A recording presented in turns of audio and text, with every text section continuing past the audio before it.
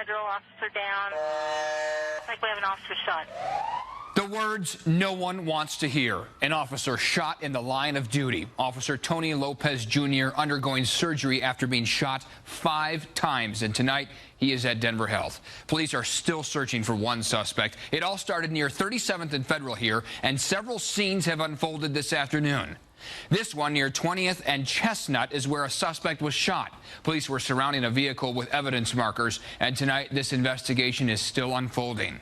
We have team coverage tonight with crews across northwest Denver where this all happened, and at Denver Health where the officer was brought immediately after the shooting. Denver7 investigator Tony Kowaleski is starting us off tonight. Tony, one suspect is still on the run. One suspect is, according, Eric, to a high-ranking source that we have talked to. That suspect is a female, a friend of the shooter. The shooter was shot, taken to Denver Health. You can see Denver Fire behind us now on scene as investigators continue to work on what's happening behind us. About 100 yards, that's where the shooting happened. Bottom line, another well-placed source telling us police now not sure if that carjacking happened before or after the shooting. You're looking at exclusive video captured moments after the shooting. Enter in a car right now. It's really loud. Police and paramedics rushing veteran police officer Tony Lopez Jr. to the hospital. I could see them loading him, into the ambulance and everything, and I could see that his eyes were open, so that was a good sign. The gunshots followed what police have described as a routine traffic stop. Officer Lopez was in uniform and driving an unmarked police car, the charcoal Chevy in this video. We're trying to determine the chronology of what happened. We're looking for evidence. We're gathering, as you can see, officers are, the crime scene is going to be out here. They're basically processing the scene as we speak. Sources tell Denver7 the suspect used a handgun to shoot Officer Lopez Jr. Eyewitnesses say they heard between 10 and 12 gunshots. And sources also tell Denver7 police located an AK-47 assault rifle in the suspect's vehicle. Do you know if gunfire was exchanged? Did your officer fire? That's still all part of the investigation at this point in time. Obviously, we're not sure if the suspect has a self-inflicted wound or the officer returned fire. That's still all part of the investigation. Back live now, you're taking a look at a officer or a firefighter that's taken a ladder up to the top of the roof, apparently looking for more evidence in that area. The shooting happened right below him. Police officer Tony Lopez Jr. in uniform in an unmarked car. Shooting happened in about 2 minutes. He made the call in saying he had been shot, and he was shortly rushed to Denver Health. Reporting live in northwest Denver, I'm Tony Kowaleski, Denver7. Our Denver7 crews were at Denver Health as several ambulances and squad cars arrived. Inside one of those ambulances was Officer Tony Lopez Jr. He just got out of surgery. And John Ferrugia is at Denver Health tonight. John, you were the first reporter to talk to the head trauma surgeon who operated on the officer. Yeah, Eric, as you mentioned, Tony Lopez is now out of surgery, and doctors say he's very lucky to be alive. Dr. Gene Moore is head of trauma here. He was in the operating room. He was performing the operation with his team. I spoke with him just after he got out of the operating room. He told me that the next 12 hours are critical to whether Tony Lopez is going to recover.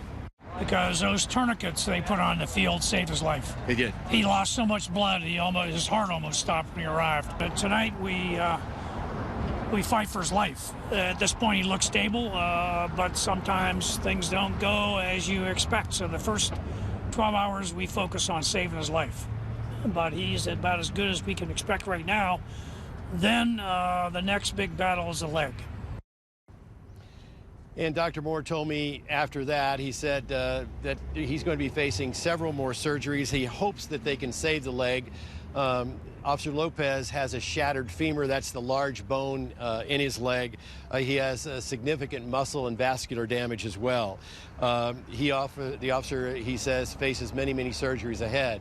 Now, just a bit about the officer. He's a 7-year veteran. His family's a second-generation officer. His father is a commander. Both well-respected, well-liked people in the community and certainly in the police department. But tonight, he's alive. He's in critical condition. And if you're so inclined, it might be a good night to say a prayer for him and his family.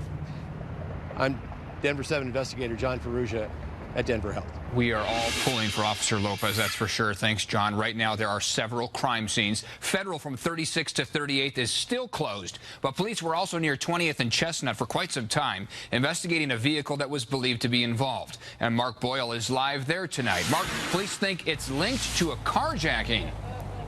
That's right. They think this is where the chase ended and one suspect was arrested. I want to show you here at 20th and Chestnut.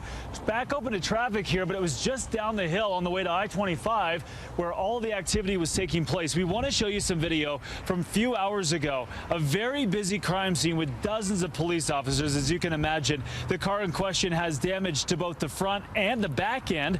There were also 2 police cruisers here that also had visible damage. One of those was towed away. Now, crime scene investigators spent about an hour here marking all the different pieces of evidence.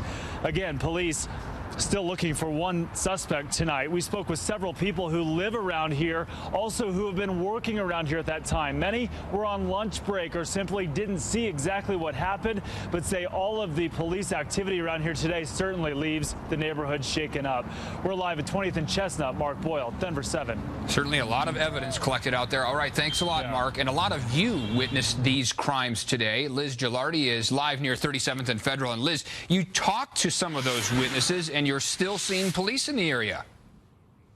Yeah, police are still at the scene more than 6 hours later. Federal remains shut down between 36th and 38th Street. And it was very chaotic when we showed up earlier today. Police cars on almost every street blocking off a large area. Crime scene tape surrounded this neighborhood, shutting down Federal Boulevard, a normally busy road. I usually go straight down Federal, so I don't know. There's cops as far as you can see over there and over there, so I don't know. And I heard that a cop got shot, so that's just the worst thing to hear today. Officer Tony Lopez Jr. was shot several times during a traffic stop near 37th and Federal. You can see the evidence markers in this liquor store parking lot where detectives spent the day investigating. One man says he heard multiple gunshots and saw an officer down. And then when I came back out, I noticed the officer on the ground. And I saw him lift his head a couple of times and lift his arm once, but you could tell he was hurt. Soon, police cars flooded this entire neighborhood, prompting Denver Public Schools to issue lockouts for several nearby schools. I'm just trying to get to my house, really. It's taking double the time. Officers tried to reassure residents with a heavy presence as they searched the area looking for another potential suspect. At the same time, thinking of their brother in blue. It's like a loved one. I mean, when you have someone that's injured or hurt, you care, you're concerned. So these officers are greatly concerned at this point in time. They're concerned for the officer, they're concerned for the community. And you could tell how difficult it was for those officers out here today. Some of them a little teary-eyed, very emotional as well. Now, in addition to just trying to collect evidence out here, officers also trying to nail down a specific timeline of events. It's also been difficult with so many scenes. That's why we saw multiple street closures today as well. Reporting live, Liz Gilardi, Denver 7 News. All right, thanks for the latest out there, Liz. And here's what we know. Officer Tony Lopez Jr. was shot 5 times. He just got out of surgery, and at this point, police are saying at least one suspect is on the run. You heard Tony mention it was a female that was with the man. We have crews in the field right now digging up new details on this developing story. You can look for updates here tonight and at 10 on Denver 7. In less than 3 weeks, 8 Colorado cops have been shot in the line of duty. On Black Friday, Officer Garrett Swayze was shot and killed while responding to the Planned Parenthood active shooting there. 5 other officers were also hit and injured. Then last week, a Denver SWAT officer, John Rudy, was shot while trying to arrest a dangerous suspect. And today, a Denver police officer was shot, but fortunately, it sounds like he is going to make it. Right now, we are following several other headlines. Vandals strike again, this time hitting 2 more businesses in Englewood. Rocks smashed right through a salon and a music store on South Broadway. The owner of Angelo's CDs and More says this is the second time this has happened to him in a week. His store on Colfax had its windows smashed last Friday. This makes 6 smash and grabs in just the past week. A 77-year-old man is now charged with assault after taking a nurse practitioner hostage at the VA Medical Center last week. Prosecutors say Johnny Wayne Roth of Aurora pulled a gun on the nurse practitioner in her office last week. Roth's family told Denver 7 that Roth is a loving grandfather and husband who suffers from diabetes, dementia, and depression. In Canyon City, the investigation into the high school's sexting scandal is now in the hands of the district attorney's office. Hundreds of high school students are under investigation for taking and sharing nude photos back in November. Police turned over the case this week. So far, no one has been charged. We're on top of a developing story out of Boulder County. The school bus driver who was behind the wheel of this bus when it crashed yesterday, injuring 5 students, told authorities she was on 6 prescription medications. Denver7 reporter Lance Hernandez is in Boulder County tonight. And Lance, Elizabeth Burris just bonded out of jail. Eric, she just walked out of the Boulder County Jail about 25 minutes ago, not saying a word, as she and another woman walked out to a waiting car. Now, Burris believed to have been behind the wheel of this school bus, which ran off the highway, Highway 7 near Lyons yesterday afternoon about 4 o'clock, and then rolled onto its side. There were 8 students on board that bus. 2 of them suffered minor or serious injuries. 3 of them suffered minor injuries. Today, Burris being told that she's facing possible charges of child abuse, vehicular assault, DUI, and careless driving. I understand that the allegations here are quite serious. That is not a factor under Colorado's bond statutes. Bond in this case will be set in the amount of $2,500 cash surety of property and $250 cash only. Now, the probable cause affidavit states that Burris voluntarily performed roadside maneuvers after that accident yesterday, but she apparently didn't follow instructions. She is due back in court on December 10th. Live in Boulder, Lance Hernandez, Denver7. Glad all those kids are okay. Thanks, Lance. We've got more news for you after the break, including a family speaking in court about how this man changed their lives. What's next for Harold Henthorn? And several homes raided as part of a drug bust in northern Colorado. Details coming up. Windy, warm, and dry across Colorado, but it's all in advance of a big storm pounding the west coast. Coming up, clouds with dry tonight, more warm days ahead, but there's snow by the weekend. I'll have your full 7-day. And as we go to break, we are continuing to track breaking news in northwest Denver. A Denver police officer shot and is in critical condition. And right now, at least one suspect is on the run. A lot of you sending us these pictures and videos through the Denver Channel app from the scene. We're continuing to track this developing story, and we'll update you after the break. We're back with breaking news right now. A Denver police officer just got out of surgery. Tonight, the investigation is still underway, and now we're learning part of the crime spree played out in a bank driveway, but not the way you might think. Jacqueline Allen is tracking that story tonight. A police officer shot and a woman carjacked at this bank drive-thru just a few blocks away right after it happened.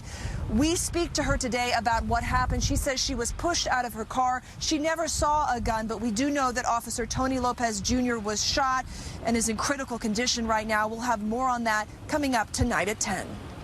The man convicted of pushing his wife off a cliff in Rocky Mountain National Park told the court this morning he did not kill his second wife, Tony, despite cashing in on a hefty life insurance policy after her death. He was given a mandatory sentence of life in prison. Tony's family spoke in court about what they've gone through since her death. Henthorn's attorney says he will appeal the conviction. The man accused of killing 3 people and injuring several others at the Colorado Springs Planned Parenthood will be back in court tomorrow. Richard Deere is being held without bond.